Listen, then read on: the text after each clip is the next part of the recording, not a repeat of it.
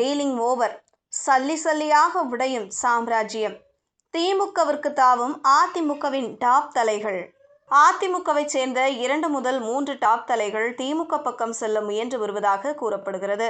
இதற்கான பேச்சுவார்த்தைகள் இறுதிக்கட்டத்தை எட்டியுள்ளதாகவும் ஒருவிதமான டீலிங் ஏற்கனவே எட்டப்பட்டு விட்டதாகவும் கூறப்படுகிறது. 2026ஆம் ஆண்டு நடைபெறவிருக்கும் தமிழ்நாடு சட்டமன்ற தேர்தலை முன்னிட்டு மாநில அரசியல் களம் தீவிரமடைந்துள்ளது. ஆளும் திமுகவுடன் பல அதிமுக தலைவர்கள் பேச்சுவார்த்தை நடத்தி வருவதாகவும் அவர்கள் விரைவில் கட்சி மாறக்கூடும் என்றும் தகவல்கள் தெரிவிக்கின்றன. ஒரு பெரிய குழுவே கட்சி மாறுவதற்கான வாய்ப்புகள் இருப்பதாக செய்திகள் வெளியாகியுள்ளன. சென்னை அரசியல் வட்டாரங்களில் ஒரு முக்கிய அதிமுக தலைவர் விரைவில் திமுகவில் இணைவார் என நம்பத்தகுந்த வட்டாரங்கள் தெரிவிக்கின்றன. கடந்த சில வாரங்களாக இந்த பேச்சுவார்த்தைகள் ரகசியமாக நடைபெற்று வருவதாகவும் கட்சி வட்டாரங்கள் உறுதிப்படுத்துகின்றன. முன்னாள் முதல்வர் எடப்பாடி கே. பழனிசாமி உடனான கருத்து வேறுபாடுகளால் அதிமுகவின் உட்கட்சி பூசல்கள் உச்சகட்டத்தை எட்டியுள்ளன. தெளிவான தலைமை இல்லாததால் கட்சி பலவீனமடைந்து வருவதாக சில அதிமுக தலைவர்கள் கருதுகின்றனர். திமுகவில் இணைவது தங்களுக்கு அதிக அரசியல் பாதுகாப்பையும் தேர்தலுக்கு முன்பாக சிறந்த வாய்ப்புகளையும் வழங்கும் என அதிமுக குழுவினர் நம்புகின்றனர். இந்த செய்தி அதிமுக கூட்டணியில் உள்ள பாஜகவினரிடையே கவலையை ஏற்படுத்தியுள்ளது. சில அதிமுக உறுப்பினர்களுக்கும் திமுகவுக்கும் இடையே அதிகரித்து வரும் நெருக்கம் குறித்து பாஜக அதிருப்தி தெரிவித்துள்ளது. நீங்கள் திமுகவுக்கு சென்றால் நிலைமை வேறுபடும். அதிமுகவில் இருங்கள். பாஜகவுடன் உங்கள் கூட்டணி வெற்றி பெறும், இல்லையெனில் சிக்கலை சந்திப்பீர்கள் என பாஜக கோபத்துடன் எச்சரித்துள்ளதாம்.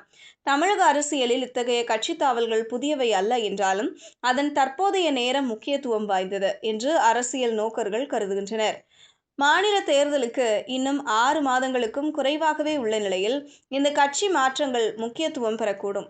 அதிமுக தலைவர்கள் திமுகவுக்கு மாற முடிவு செய்தால் அது ஆளும் திமுக கட்சியை மேலும் பலப்படுத்தும் என்பதில் சந்தேகமில்லை. அதிமுகவின் மற்றொரு முக்கிய புள்ளி விரைவில் திமுகவில் சேர வாய்ப்புள்ளதாக திமுக வட்டாரங்கள் தெரிவிக்கின்றன. மக்களவைத் தேர்தல் மற்றும் சட்டமன்ற தேர்தல்களுக்கு முன்பு நிர்வாகிகள் கட்சி மாறுவது வழக்கமான நிகழ்வு.